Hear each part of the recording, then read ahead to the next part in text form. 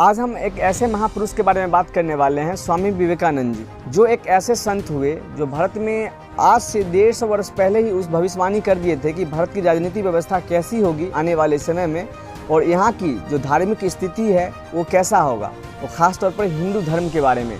तो आज जानेंगे इस वीडियो में अनफिल्टर्ड भारत पर वो सच्चाई, विवेकानंद जी ने क्या सकारात्मक और क्या नकारात्मक विचार व्यक्त किए थे वो, क्योंकि भारत के लिए वो सही शुभचिंतक थे। और ऐसा नहीं कि भारत से सिर्फ प्यार करते थे, वो डांटते भी थे कि उसको जगाने के लिए।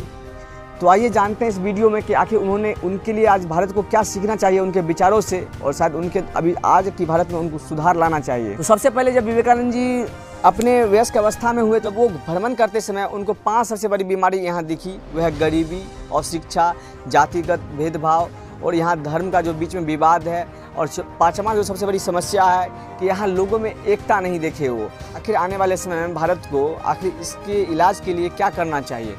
तो ये जानते हैं कि उन्होंने सकारात्मक विचार क्या रखे थे भारत के बारे में। तो पहला जो विचार वो रखे, भारत का जो असली ताकत है वह है चेतना, यानी कि वह है ज्ञान। दुनिया को उन्होंने ज्ञान बताया था।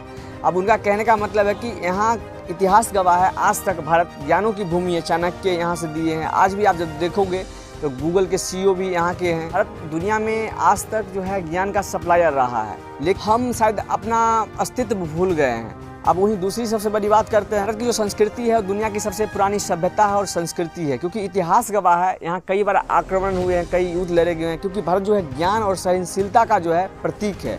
और यहीं तक है कि भारत आज तक अपना अस्तित्व बचाए हुए है। और शायद यहाँ के लोगों को ये भी सीखना चाहिए और आज की सरकार को भी ये सीखना चाहिए कि आज भारत दुनिया की जो इतनी बड़ी पुरानी सभ्यता होने के बाद भी भारत आज उन दिशाओं में क्यों आगे नहीं बढ़ पा रहा है, क्योंकि आज की वर्तमान दुनिया जिस चीज़ की डिमांड कर रही है, जैसे कि आप AI को ले लो। विवेकानंद जी बोले भारत के लिए जो सबसे बड़ा जो पावर है, मैन पावर, यानी कि यूथ का पावर। जिस तरफ ऊर्जा युवा चल पड़ेगी, आप मानो उस देश का भविष्य उस तरफ ही होगा। क्योंकि अगर युवाओं का अगर सही डायरेक्शन नहीं दिया जाए तो शायद हमें नहीं लगता किसी देश का विकास हो पाएगा। वो ऐसा सोचते थे। तो उनका सबसे बड़ा जो एक मुद्दा उस समय का जो सवाल था कि सरकार को किसी भी चीज़ में सबसे पहले करना चाहिए था कि वह युवाओं को सेटल करना, यानी कि उनको दिशा देना। अगर आप मानो आपको सही दिशा मिल जाएगी तो आप अच्छे यहाँ प्रोडक्शन कर सकते हो, और जिससे यहाँ लोगों को रोज़गार भी दे सकते हो और देश एक हमारा ग्रो करेगा, साथ में यहाँ रोज़गार भी क्रिएट होंगे।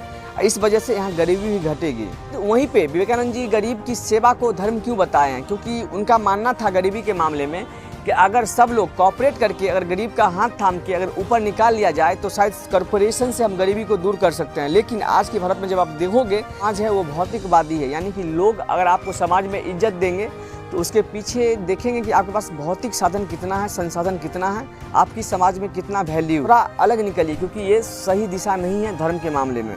इन सब चीज़ों के बाद जो है सबसे बड़ा नेगेटिव सोच जो बताए थे भारत के बारे में, भारत का जो सबसे बड़ा बीमारी बताए थे वह है गरीबी और अशिक्षा, जो सबसे पहले भारत को दूर करना चाहिए। दूसरा जो सबसे वह है भाग्यवादी और डर। आप सोचिएगा कि आज के जो भारत का युवा है या बहुत सारे ऐसे मेजोरिटी पीपल हैं जो भाग्यवादी हो गए हैं और डरते हैं। जैसे कि आप धीरेन्द्र शास्त्री जी को ही ले लीजिए, वो आज भी झाड़ फूक पे भरोसा करते हैं और जनता उनके पास लाखों की संख्या में जाते हैं। शायद इसी वजह से है जो भारत आज अपनी चेतना को नहीं जगा पाया है। तीसरी सबसे बीमारी है यहाँ की, वह जातिवाद, छुआछूत, जबकि भारत का संविधान इस चीज़ से डिनाई करता है। लेकिन जब आप देखोगे डिनाई के बावजूद भी लोग आज तक यही मानो कि समाज जो है किसी भी शासन का जो केंद्र बिंदु है, आखिर वहाँ ही संविधान शासन, आखिर संविधान नहीं लागू है तो मुझे नहीं लगता है कि आखिर देश संविधान से चलता होगा। आखिर समाज में ये छुआछूत आज भी क्यों हाजिर है, क्योंकि यही विवेकानंद जी का तीसरी सबसे बीमारी ये मानते थे भारत में। चौथा सबसे बीमारी माना था भारत के लिए खावटी धर्म और पाखंड। जैसे ये आप सुने होंगे, कोई चमत्कार पे भरोसा कर लेता है। जो आपको चमत्कार की बात करते होंगे, आप एक चीज़ मानना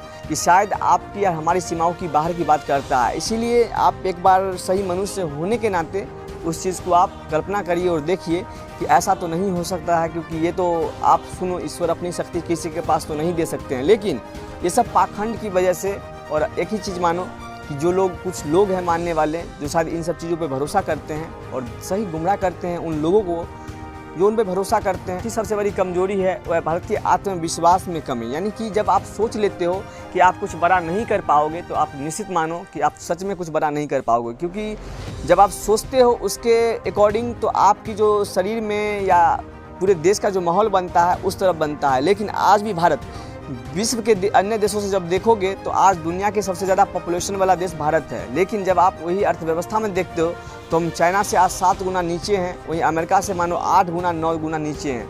तो आप सोचिएगा और सवाल पूछिएगा अपने से, और सरकार से भी आपने थ्रू पूछिएगा कमेंट बॉक्स में कि आखिर ऐसा क्यों कि भारत जो है दुनिया का सबसे ज़्यादा पॉपुलेशन वाला देश बन के आखिर हम चाइना के अकॉर्डिंग हम अपने यहाँ टेक्नोलॉजी रिसर्च एंड डेवलपमेंट में खर्च करके आखिर क्यों हम डेवलप नहीं कर पा रहे हैं।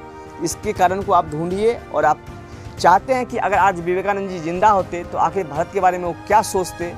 और शायद आज के जो धर्म के बीच में जो झगड़ा चल रहा है भारत में, जहाँ मस्जिद मंदिर की लड़ाई चल रही है, हिंदू मुसलमान की लड़ाई चल रही है, आप उन विषयों पे आखिर वो क्या बोलते, तो आप कमेंट बॉक्स में ज़रूर लिखिएगा, और हम उम्मीद है कि हम आपके लिए वो वीडियो ज़रूर प्रोवाइड करवाएंगे। तो मिलते हैं किसी अगली वीडियो में। आप देखते रहिए अनफिल्टर्ड भारत। तब तक के लिए धन्यवाद।